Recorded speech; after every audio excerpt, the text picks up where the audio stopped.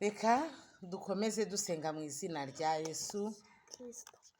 Ubu rero tugiye gusoma igitabo. Reka dusome igitabo cya Matayo, cya Yohana. Dusome muri Yohana mu izina rya Yesu Kristo w'i Nazareti. Amena. Imana yo mu ijuru iduhane umugisha.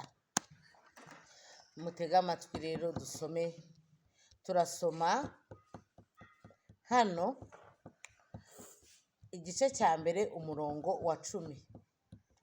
Ngo yari mu isi ndetse niwe wayiremye, nyamara ab'isi ntibamumenya. Yaje mu bye ariko abe ntibamwemera. Icyakora abamwemeye bose bakizera izina rye. Izina rye ni Yesu Kristo, niko yitwa. Icyakora abamwemeye bose bakizera izina rye, yabahawe ubushobozi bwo kuba abana b'Imana. Abo ntibabyawe n'amaraso cyangwa ubushake bw'umubiri cyangwa ubushake bw'umugabo, ahubwo babyawe n'Imana. Amena. Ni ukuvuga ngo Yesu Kristo rero, ngo mbere na mbere hariho Jambo. Imana irema ijuru n'isi yaremesheje ijambo. Ijambo rero ni ikintu gikomeye. Ijambo rirarema. Niyo mpamvu iyo umuntu akwatuyeho ibintu bibi uhita ubyanga mu izina rya Yesu, kuko ibyo bintu akwatuyeho bishobora kukubaho, kubera yuko ijambo rigira gute? Ijambo rirarema. Ijambo rirarema. Urumva, iyo umuntu akwatuyeho ikintu gishobora kukubaho mu izina rya Yesu, kubera yuko ijambo rirarema. Mwigire hirya gatoya. Iryo jambo rero iyo umuntu arikwatuyeho akaba yakubwira ngo wakigoryiwe, ushobora kuba ikigoryi, kubera yuko wakomeje kwita ikigoryi. Niyo mpamvu iyo umuntu akwatuyeho ibintu bibi uhita uvuga ati mu izina rya Yesu Kristo w'i Nazareti ndabyanze. Reka nawe nkurikiranye hano kuri BTM TV ujye ubyuka wiyaturiraho ibyiza. Ndi uw'agaciro, ndi umutsinzi, ndi umukire, ndakomeye. Urumva, igihe cyose wiyaturireho ibyiza. Ndi umunyamugisha, ndi uwa Yesu. Urumva, ubyuke wiyaturiraho amagambo meza, kubera yuko n'Imana irema yaremesheje ijambo. Rero uwo muntu waremye ijuru n'isi ninde hano? Ninde bavuze? Ni Yesu Kristo. Ngo yari mu isi ndetse niwe wayiremye, nyamara ab'isi ntibamumenya. Yaje mu bye ariko abe ntibamwemera. Rero Yesu Kristo ni Imana nyine yabaga hariya mu ijuru. Yabaga hehe? Iremera yigira umuntu, kuko Imana ishobora byose, sibyo? Imana ishobora byose. Iyo yarivuze ati reka nigire umuntu, ica mu nda y'umumama bita Mariya. Ngo ica mu nda y'umumama bita nde? Uwo Mariya rero yakundanaga n'umugabo bita Yosefu. Noneho Yosefu ariko bari batarakora ubukwe, kuko iyo mwamaze gukora ubukwe nibwo mubyara abana. Ariko Yosefu na Mariya bari batarakora ubukwe, ndetse bari bataranaryamana, sibyo?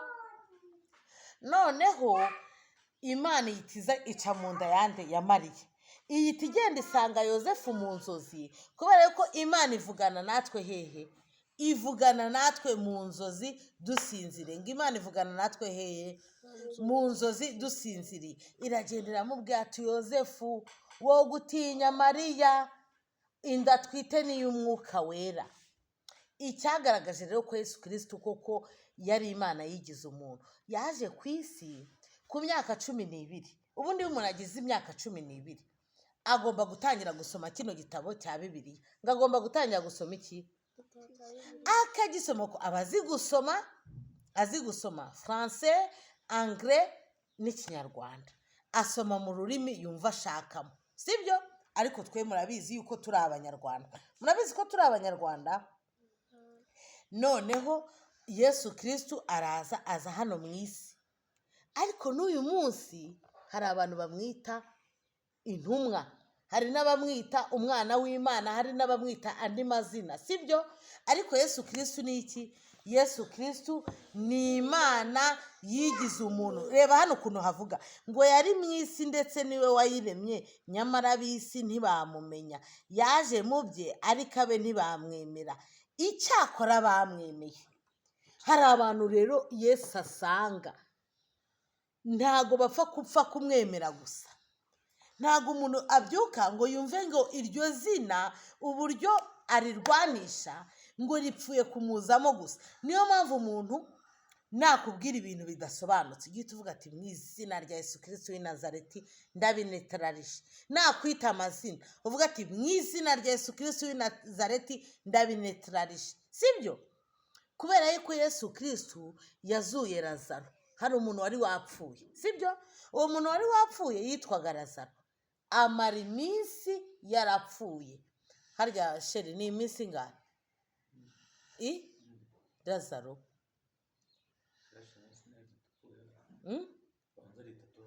Yamaze iminsi 3 yarapfuye. Yesu araza aramuzura. Ibyo bintu nta muntu uranabikora n'uyu munsi, sibyo? Noneho Yesu Kristo rero amaze kuza, kubera yuko Imana irema ijuru n'isi, icyo gitabo n'itangiriro, iki gitabo cy'itangiriro ntushobora kumva Bibiliya yose, ntushaka kumenya ngo Bibiliya ivuga iki utarasoma igitabo cy'itangiriro. Kuko umurongo wa itangiriro igice cya mbere baravuga, igice cya mbere umurongo wa mbere aranditse ngo mbere na mbere Imana yaremye ijuru n'isi.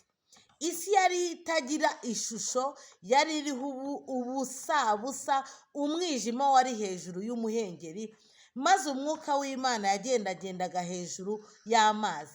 Imana iravuga iti. Urumva kuvuga ni iki? Kuvuga ni iki? Ni ijambo. Niyo mpamvu wiyaturiraho icyo uzaba. Ukiyaturiraho uti nzubaka etaje, nzagira inganda z'imodoka, nzagira uruganda rukora indege, nzagira mbese ukiyaturiraho imigisha, nzaba uw'agaciro. Urumva, nzakora ibi bintu. Ikintu uziyaturiraho cyose kizakubaho. Ngo ikintu uzagira gute? Niwiyaturiraho ibibi bizakubaho, niwiyaturiraho ibyiza nabyo bizagira gute? Bizakubaho. Kubera yuko Imana ikoresha iki? Yakoresheje ijambo irema ijuru n'isi, kandi natwe twifitemo ubumana muri twebwe. Natwe twifitemo iki? Muri twebwe. Noneho rero hano ngo ninde waremye? Ngo yari mu isi ndetse niwe wayiremye, nyamara ab'isi ntibamumenya. Ubwo Imana yaremye ijuru n'isi, Yesu Kristo we yagize gute? Yaremye ijuru n'isi. Ubwo Yesu Kristo ni Imana yagize gute? Ni Imana yigize umuntu iza mu isi. Noneho rero mureke rero mwumve ukuntu yavuze. Urumva itangiriro, Imana iravuga iti habeho isanzure hagati y'amazi rigabanya amazi n'andi mazi. Imana irema isanzure, igabanya amazi yo munsi y'isanzure naho hejuru yaryo, biba bityo. Imana yita iryo sanzure ijuru. Hariya hejuru tureba, hejuru nyine ni mu ijuru. Mwabyumvishije? Hano hasi ni mu isi. Yesu Kristo rero yarivugiye ngo isi ni intebe y'ibirenge byanjye. Ni ukuvuga ngo ubutaka bwose buri ku isi n'amazi niho haparitse ibirenge bya Yesu. Urumva? Noneho ijuru niho yicaye. Imana rero ishobora byose. Impamvu rero tutayishyikira ngo tuyihamagare twumve ni uko turi abanyabyaha. Ngo ni uko turi iki? Turi abanyabyaha. Niyo mpamvu tutabasha guhamagara Imana ngo itwumve. Ariko nk'abana batoya, twebwe ababyeyi, ngewe na papa, idusaba ko tubarera neza. Imana idusaba ko tugomba kurera abana bacu tubatoza ijambo ry'Imana. Ngo Imana isaba ababyeyi kujya gute? Kurera abana babo babatoza ijambo ry'Imana. Ikadusaba kurera abana, urumva, kurera abana tubatoza ijambo ry'Imana, ndetse ikadusaba yuko tugomba no kuberera imbuto. Ngo ababyeyi bakagira gute? Bakerera imbuto abana babo. Ababyeyi ntibakora amakosa imbere y'abana babo kugira ngo abana babo batagira gute? Batababara. Mwabyumvishije ko murangaye? Satani ntabarangaze. satani ntabarangaze. Isimbi niwe urimo gukubagana wasanze papa ngwino uhagare hano inyuma muri ngwino uhagare twiga ijambo ry'Imana ndetse n'abakunzi ba BTM TV bakubone. Hagarara gutyo rero tugiye kuri isimbi mwiza uri mwiza ngaha tugiye kwiga ijambo ry'Imana. Noneho Imana igatoza abana kudasuzugura ababyeyi. Ngo Imana itoza abana kutagira gute? Kudasuzugura ababyeyi. Ikintu cyose umubyeyi yakwigishije ntugisuzugure. Ngo ikintu cyose umubyeyi yagize gute? Yakwigishije ntugisuzugure. Ntugisuzugure. Sibyo? Rero mbigishije ko Yesu Kristo ari iki? Yesu Kristo akaba hehe? Mu ijuru. Akaba ariho yicaye. Isi ikaba intebe y'iki? Y'ibirenge bye. Akaba ashobora ibintu byose. Impamvu rero tumusaba ibintu ntabikore ngo nuko turi iki? Turi abanyabyaha. Noneho kugira ngo rero dukiranuke rero. Kugira ngo dukiranuke Yesu Kristo ajya twumva. Tumuhamagane niba uvuga ngo ndashaka. Tuvugishe ukuri urashaka iki nk'ubu? Ikintu wumva ushaka uvuga iki kintu ngiye nagishaka. Urashaka iki? Kuba ufite ubwenge. Yesu Kristo rero ubwenge arabutanga. Mu izina rya Yesu Kristo nkwatuyeho kuba umuntu udasanzwe w'umunyabwenge ufite impano zose z'Imana. Amen. Wowe urashaka iki?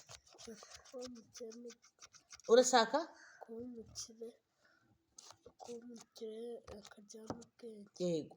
Mu izina rya Yesu Kristo akugira umukire ndetse aguha ubwenge kuko byose arabishoboye. Rero Yesu Kristo ikintu yaturemeye. Isimba wowe urashaka kuba iki? Uzaba iki?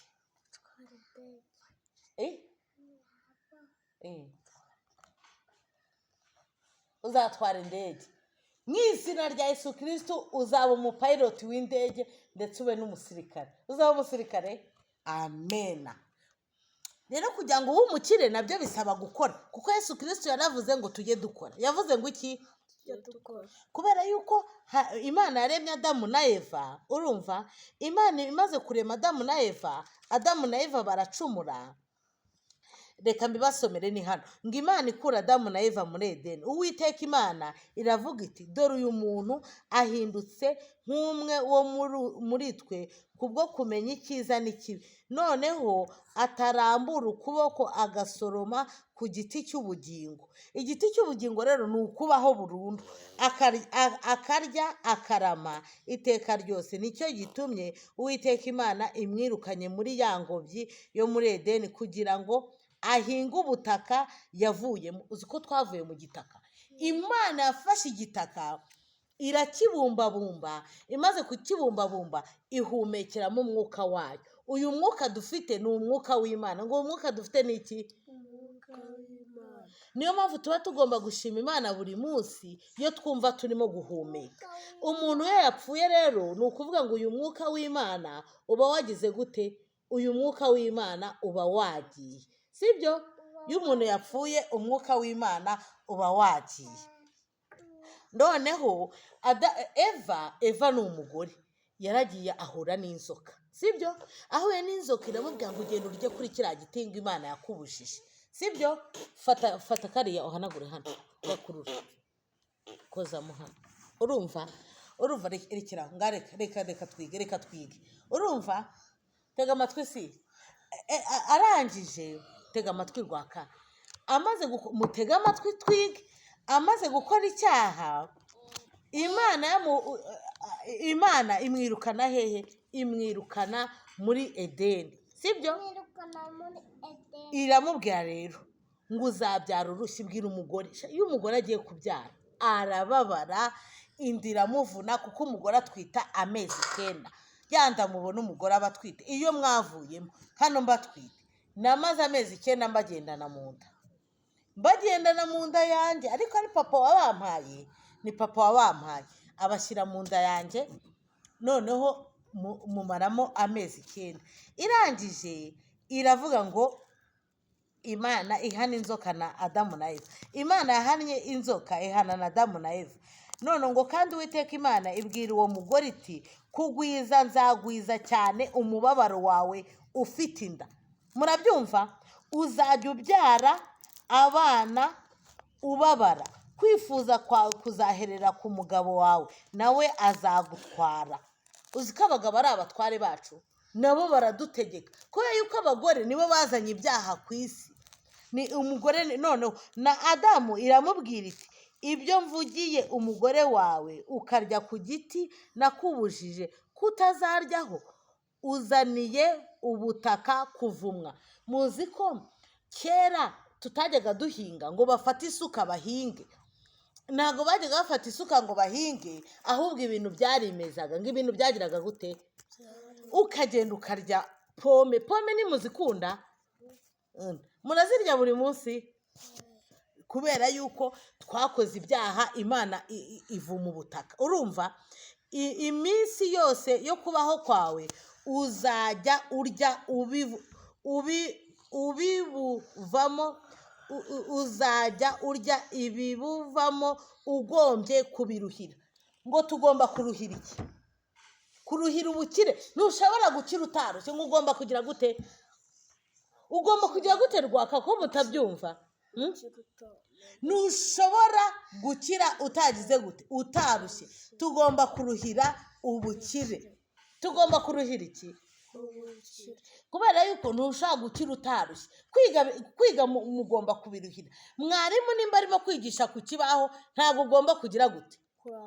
Kurangara. Urakurikira, kuko ku isi ni imiruho. Ntushobora kugira imodoka utarushye. Ushaka kugira imodoka utagize gute? Umuntu aryama atinze akabyuka kare.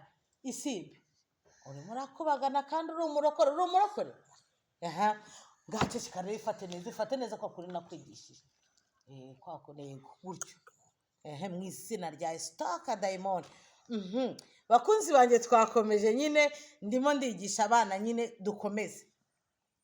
Umuntu agomba kurya ku isi ngo yagize gute? Yarushye. Sibyo? Naberetse rero abantu impamvu ku isi bakena, ni uko batumvira Imana. Ni uko batumvira Imana, ntibumve ibintu Imana yatubujije. Sibyo? Ngo umugabo azarya yarusha kunzwe. Ariko imagine gukora ukaruha kunzwe, ntusinzire. Iyo usinziriye ntabwo ukira. Ngo iyo usinziriye ntugira gute? Iyo ubyutse watinze ntabwo ugira gute? Iyo utize neza ntabwo ugira gute? Ugomba kwiga ugaharanira kuba uwa mbere, ukanabisaba Yesu. Uriga ugakurikira ku kibaho gutya, ukavuga ati nibice barimo kwigisha, ukabyiga. Ariko warangiza, Yesu Kristo, isi ntabwo wanyweye, ntabwo wari umugati, ntabwo wari keke. Urumva, warangiza ukagira gute? Ukubaha ibintu Imana yatubwiye. None rero mwumva ibintu Imana yatubwiye, rero ibintu yatubujije tutazajya dukora. Sibyo? Tugiye kwiga ibintu Imana yagize gute? Yavuze tutazakora. Nubikora ntabwo uzaba umukire. Ngo nubikora ntuzagira gute? Nubikora ntabwo uzigera ukira. Urumva? Kandi imigisha Imana iha abakiranutsi ni ukurama, ni ubukire n'icyubahiro. Iyo upfuye utabaye umukire, iyo upfuye utaramye, iyo upfuye utabonye icyubahiro, ntabwo uba warakoreye Imana. Ngo ni ukurama, ubukire n'icyubahiro. Ni ukugira gute? Amategeko y'Imana yaduhaye tugomba kumva. Ni ugukunda mugenzi wawe nk'uko wikunda, ugakunda n'Imana imwe. Imana ni imwe. Imana ni iki? Imana ni imwe, yakoze imirimo itatu. Ni Imana yari mu ijuru, iza mu isi yitwa Umwana, isubiye mu ijuru yitwa Umwuka Wera. Sibyo? Ngo Imana ni iki? Yagize trois fonctions. Ni Imana yari mu ijuru, iza mu isi yitwa Umwana, yagendanye natwe. Uzi ko Yesu Kristo ari mu isi ari Imana, nta nubwo yigeze yishyira hejuru. Yambaraga ikanzu imwe, ngo ntabwo yigeze agira gute? Yambaraga ikanzu imwe. Sibyo? Noneho rero Imana irangije, ibintu byose byo mu isi ni Adamu wabyise amazina. Niyo mpamvu ibintu byo mu isi byose tubifiteho ubutware. Sibyo? Ibiri mu isi byose, ikintu tubyatuyeho nibyo biba. Kuko ibiri mu isi byose tubifiteho iki? Ubutware. Sibyo? Noneho rero ibyerekeye Kayini na Abeli. urumva kandi uwo mugore atwita Eva umugore we inda, kandi uwo mugabo atwika Eva umugore w'inda, abyara Kayini, aravuga ati mpeshejwe umuhungu n'Uwiteka. Arongera abyara Abeli murumuna wa Kayini. Abeli aba umwungeri w'intama. Abeli yaragiye intama, Kayini we aba umuhinzi. Noneho kubera yuko kera batangaga amaturo, basuhuze basuhuze, twabasuhuje mujye mudukurikirana kwa BTM TV. urumva noneho mutega amatwi, se turimo turiga. Noneho Imana yashakaga ko twitura ibintu byiza. Ngo Imana yashakaga ko twitura iki? Urumva, nimba tuvuga ufite ikimodoka cyiza, ufite indege nziza, ninde uzatunga indege mbese muri mwebwe? njyewe helicopter. Wowe uzatunga iki? Mujye mwiyaturiraho ibintu bikaze, ibintu by'agaciro, ibintu birenze. Utekereze ibintu bitoroshye, utekereze kuba umuntu udasanzwe, utekereze kugirira igihugu cyawe akamaro. Kubera yuko umuntu muzima Imana yemeye kuvukira mu Rwanda, ukaba uri umunyarwanda uvuga ikinyarwanda, nuko izi neza ko uzagirira igihugu cyawe iki?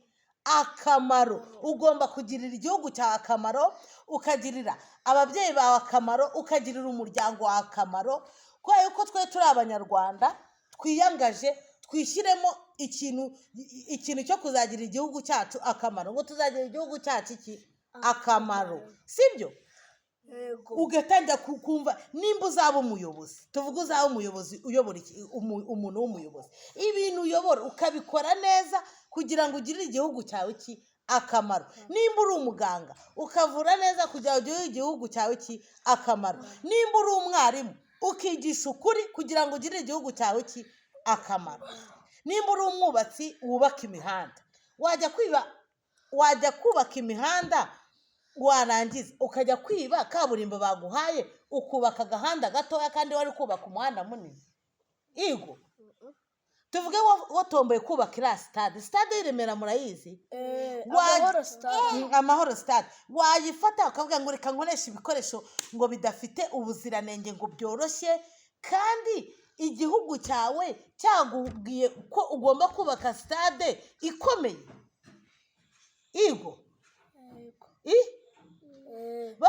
Wagenda ukubaka utuntu duke amafaranga ukayiba. Ngaha rero mubwire abakunzi ba BTM TV uti bye bye. Uti turakomeje, iri ni isomo mu kanya, turakomeje bakunzi ba BTM TV.